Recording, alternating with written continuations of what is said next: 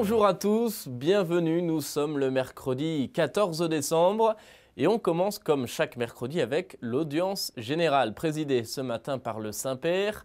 À 10 jours de Noël, c'est un message d'espérance que le pape a transmis dans sa catéchèse, une réflexion inspirée d'un passage du livre d'Isaïe pour souligner que le prophète nous aide à nous ouvrir à l'espérance du salut. On écoute un résumé de la catéchèse du pape. Frères et sœurs, à l'approche de Noël, le prophète Isaïe nous ouvre à l'espérance du salut. Le Seigneur veut libérer Jérusalem. Me voici. Il se fait proche du petit reste d'Israël qui, à travers les épreuves, résiste dans la foi et verra bientôt les merveilles de Dieu. Comme ils sont beaux sur les montagnes, les pas du messager qui annonce la paix. C'est l'annonce joyeuse du règne de Dieu qui se penche sur les hommes pour leur offrir sa miséricorde, règne instauré en Jésus-Christ. Lorsque tout semble perdu et que la foi chancelle face à tant de réalités négatives, cette joyeuse nouvelle de Noël retentit. Dieu vient et il refait toutes choses nouvelles. Le mal ne triomphera pas toujours, le désespoir est vaincu. Chacun de nous est à son tour appelé à se réveiller à l'invitation du prophète et à devenir pour les autres messagers de paix, de justice et de vérité. Vous avez peut-être suivi l'ordination épiscopale des deux nouveaux évêques auxiliaires de Québec. C'était la semaine dernière en la basilique Sainte-Anne de Beaupré. Marc Pelchat et Louis Corriveau avaient été nommés par le pape en octobre dernier pour assister l'archevêque de Québec, le cardinal Gérald de Cyprien-Lacroix.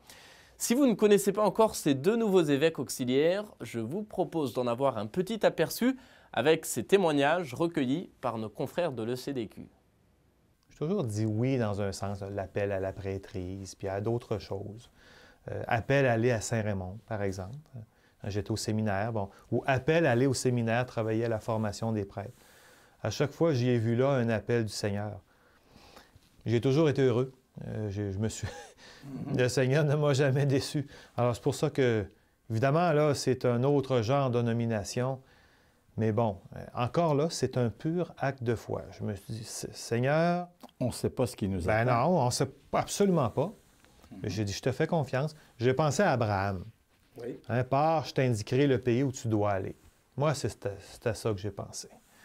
Abraham, puis d'autres là, qui ont reçu des appels dans leur vie, là, mais qui ont commencé une route, puis sans savoir exactement où ils allaient, mais ils savaient avec qui ils marchaient. Ça m'arrivait des fois, il y a des paroissiens qui me demandaient ça. L'abbé Corriveau, aimeriez-vous ça être évêque? J'ai dit, écoutez, être évêque, j'ai dit, c'est faire un pas de plus dans la désappropriation de notre vie. Et c'est ce que François de Laval nous enseigne. On est appelé à donner notre vie. Mais moi, jusqu'ici, comme prêtre, comme curé, c'est vrai que je la donne ma vie, mais en même temps, j'ai un certain contrôle. Mais là, je prends conscience depuis quelques jours que le contrôle, je vais l'avoir de moins en moins. C'est fini. Bien sûr, je connaissais le diocèse puisque je suis un diocésain de Québec, mais j'étais à l'université, à la faculté de théologie et de sciences religieuses. Donc, je le connaissais et je ne le connaissais pas. J'ai eu à réapprendre mon diocèse sous un autre angle, évidemment comme vicaire général. Voilà, c'est la fin de cette émission. Merci de l'avoir suivi. Je vous souhaite à tous une très belle soirée. À demain.